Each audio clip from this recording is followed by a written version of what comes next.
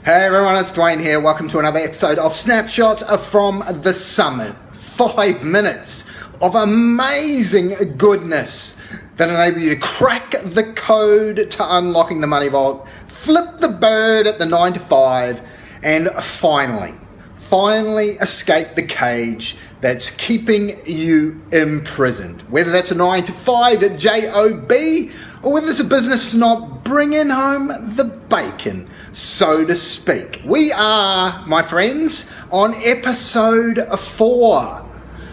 It's like a Star Wars series. We are on episode 4 of the goal setting system that actually works to get you the results that you are after. And today we are going to be working on some of the things we addressed in episode 2. So in episode 2, just to recap, we talked about you should, if you're actually taking action, you should have in front of you or very close by, you should have an A4 pad literally filled with all the things that you did in the previous year or time period. We work in 90-day cycles and shorter, so 90, 60, 30, we reverse engineer. But anyway, whatever time period you've chosen, you should have an A4 pad with the heading of all the things that worked in that previous time period, be that the year, be that the 90 days, whatever it is, right? So you should have a list of all those things that have worked for you, right? So now we're going to do a little bit of ranking on those things, right? So we're going to work out, it's all about leverage, my friends. Leverage time, leverage money. Time is a dwindling asset, my friends. No more of it coming your way. Well, actually, we're going to perform a bit of magic to create more time. We're going to talk about how we can do more with less, right? More with less. That's how we engineer time. That's how we, magically create more time. What we're going to do today is we're going to answer the question with that list of things that worked in the previous year, 90 days, 30 days, 60 days, whatever time period you're using. We want to ask the question. So grab yourself a fresh sheet of paper and timer, 10 minutes, and you've got yourself your pen. I want you to look at that list of the things that worked, and I want you to ask yourself this question. Which of those things really moved the needle for you, right? So you've got a list of everything that worked for you, but of that list, probably 20%, maybe less, 10%, really moved the needle for you. I mean, they were the ones, they were the big movers. They were the things that created the big results in the previous year, the previous 90 days, whatever it might be, right? So we're constantly going to be trimming.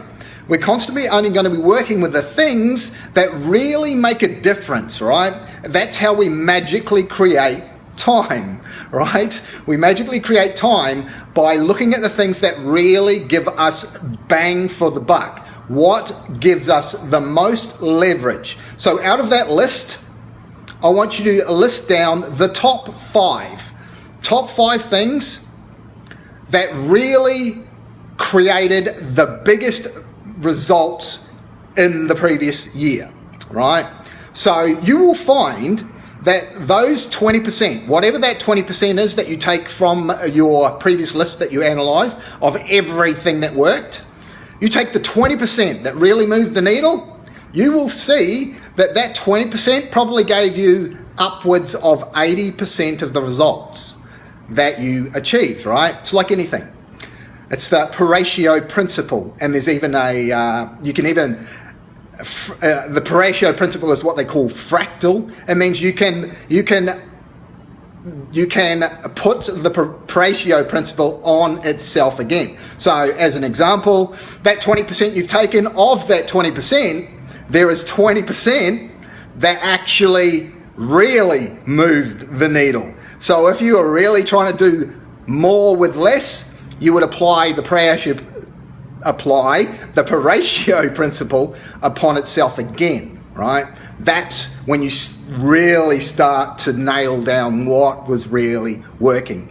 Another great question to apply to yourself: if I could only do one of these things that I have on this bit of paper, of the 20% that you've now taken, the things that really moved the needle, and you ask yourself the question, of these things that really moved the needle, gave me 80% of the results, if I could only do one, which one would it be?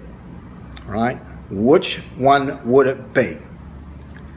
And then what you do, those 20% that you've moved across, you really obsess over those things. And you forget the rest, right? The other 80% that is on that pad, right?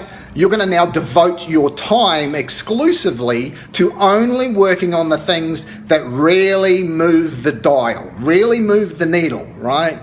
And so those are the things you want to really concentrate, obsess over. How can you leverage those things? How can you systematize those things? How can you squeeze every ounce of juice out of those things? Because ultimately, that, my friends, is what's going to unlock the vault and allow you to flip the bird at the 9 to 5 and finally escape the cage that's been keeping you imprisoned. Okay, you need some help, my friends. Need some help with identifying those things that are really moving the needle. Reach on out above or below this episode.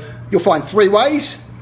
Pick one, and let's get together, have a chat. Let's see what we can really do to get you moving the needle and ultimately unlocking the money vault and escaping the cage in this new decade. Till the next episode, I'll be back with more about what you can do to have a goal-setting system that actually works. I'll be back on the next episode. So on behalf of the team here at Conquer Your Everest, I will see you again on the next episode of Snapshots from the Summit. Bye for now.